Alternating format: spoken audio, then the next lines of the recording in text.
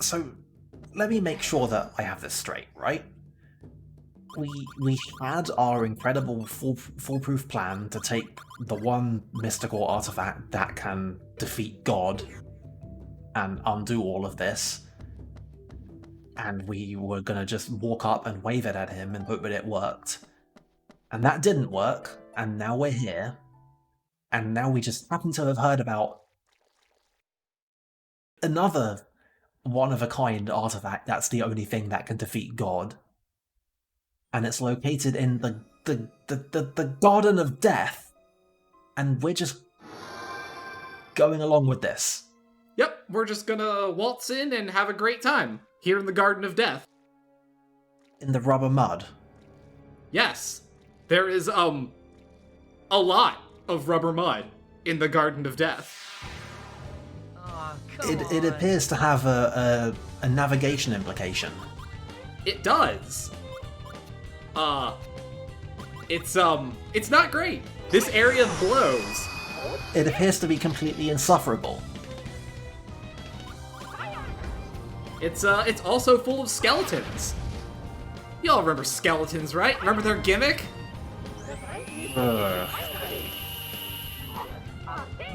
I mean, it is appropriate, I suppose, if nothing else. I guess. And yet, you wouldn't believe how okay that doesn't make me with any of this. Like, I'm gonna file this whole thing under one of those whole what in the Christ were they thinking boxes. That there, Lethal Slash, is the only new addition that these guys have. They are otherwise completely identical to all of your other favorite encounters that we've had with the skeletons. Complete with a horrendous weakness to light, so Liu gets a moment to shine here. Huh. Get it.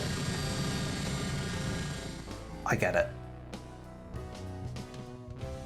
Do you think anyone ever comes up, like, do you think it ever comes up when they're making these, where someone just walks in and says, like, do you think maybe this is a bit much? Like, do you think maybe we should take out either the incredibly annoying enemies, or the relentless grimness, or the covering the whole dungeon in mud that makes you walk at, like, half speed? Maybe we don't need all of these things, maybe? And then they just reenact the comic where the guy gets thrown out the window. That's how I imagine this going down. I'd say you're probably closer than I'd like to admit. Like, I'm not certain if everybody involved in designing these things is as spiteful as the totality of their result implies they are, or if it's just one of those nobody dares complain kind of deals.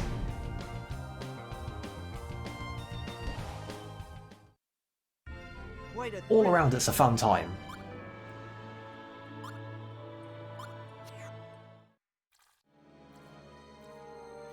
Anyway, for your viewing pleasure, I have taken the liberty of speeding up literally everything of this dungeon by double speed. You are welcome. Wait, this is running at double speed? Yes. This, right now, what you are watching, is running at double speed.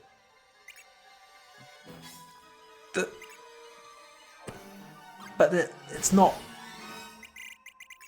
Fuck me. I mean, I know this is kind of a cliche at this point, but like, who the fuck is responsible for this? Bring them to me, so I can make them answer for this.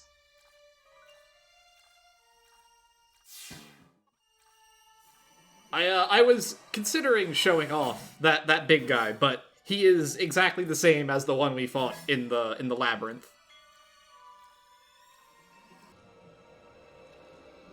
Wait, this is different.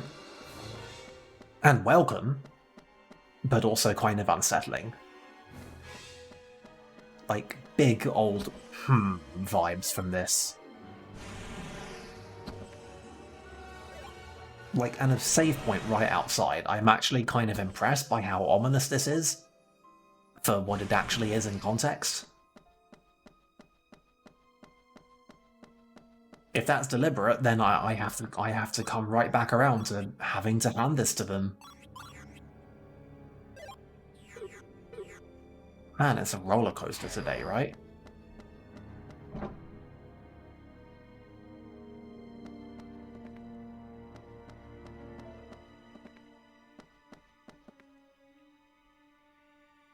The sword of the heavens be here. Well, I don't see it. On the pedestal over there. There's nothing there. Hmm? It looks Only like the something great has can been see lodged it. in Could someone have taken it? So yes, Let's get out of here.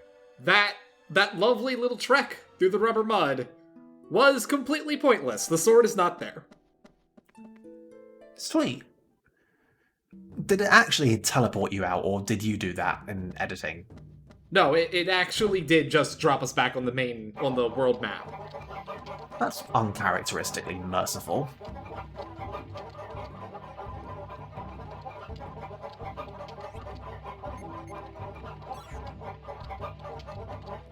I'm not sure why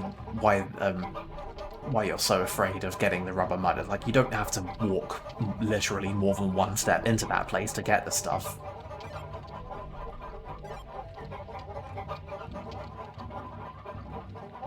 Nor is it, you know, exactly rare or difficult to find. It's like, no gameplay narrative divide there.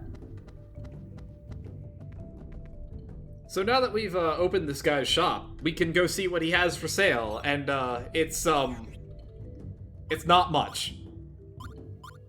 Right. Most of it is crap, to be completely honest. Except for, like, the single amazing thing?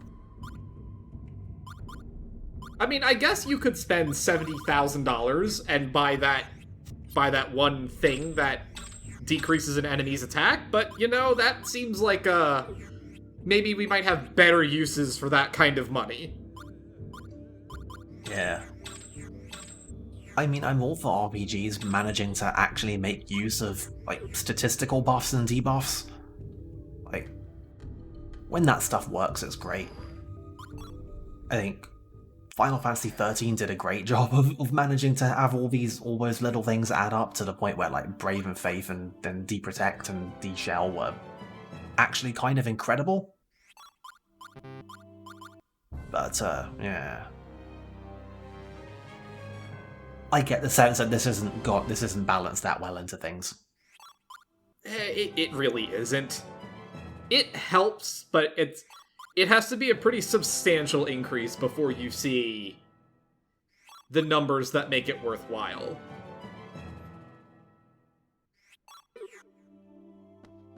Anyway, we also got Savina's Class 5 item hidden behind the shrine there, so that's something, I guess?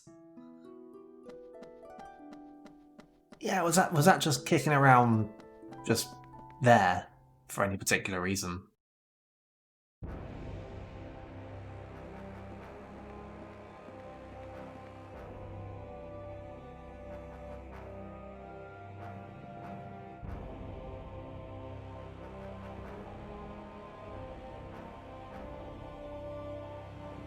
Right, well, so I guess this is here.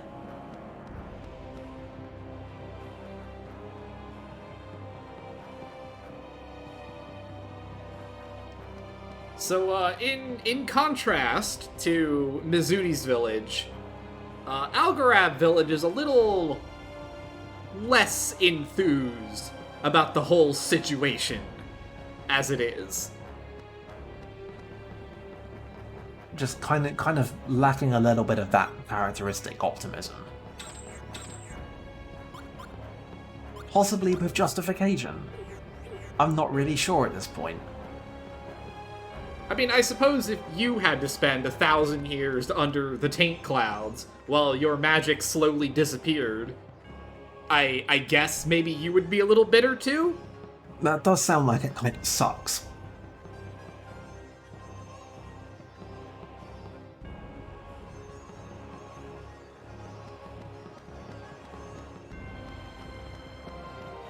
I feel like there's some parallels and subtext referring to the real world here that, frankly, I am terrified to unpack.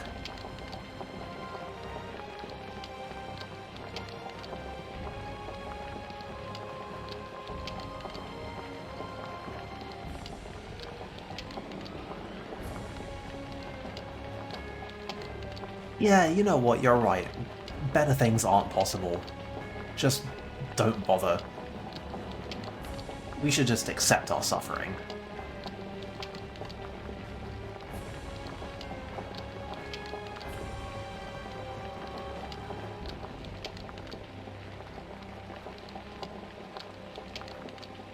Well, that's ominous.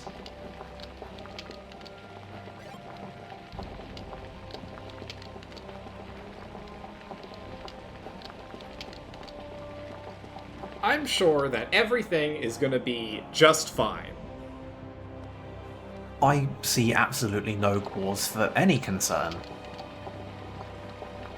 I mean, Mayor Crumley just definitely is doing a great job. Came over and argued with us about how we were all fools and we should just do something to get to the sky. I mean, desperation has famously never made anybody do anything stupid.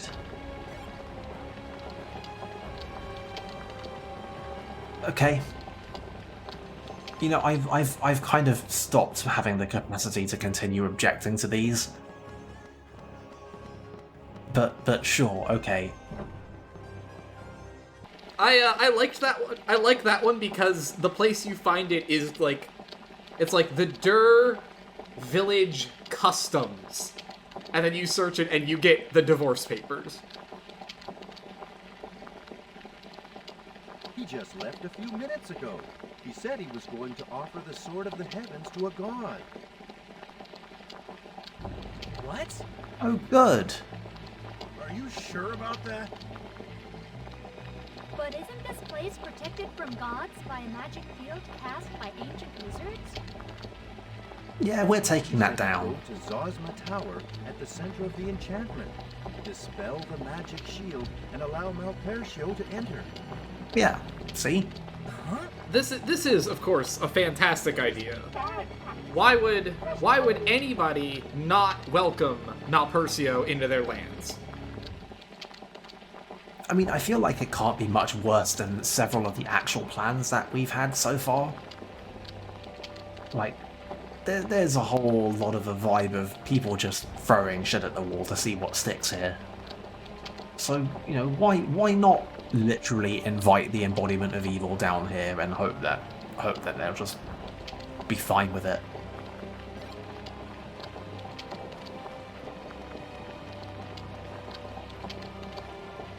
Well, fortunately, he is going to a place called the Tower of Zosma. And let me fucking tell you about the Tower of Zosma. Uh-huh. Unfortunately, we only have a minute left in the video, so I can't really do that right now. But rest assured, we're going there next update, and it is possibly the worst dungeon in the entire game. I mean, the dungeons themselves, have they been that bad?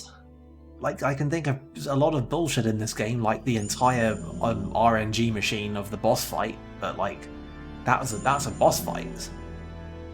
Oh no, this is, we're headed for a capital P puzzle dungeon. Oh man.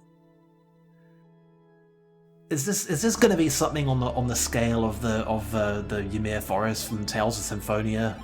Again, the very appropriate choice of contemporary for this game. Oh yeah, no, where we're going absolutely would not be out of place in Tales of Symphonia at all. Oh boy.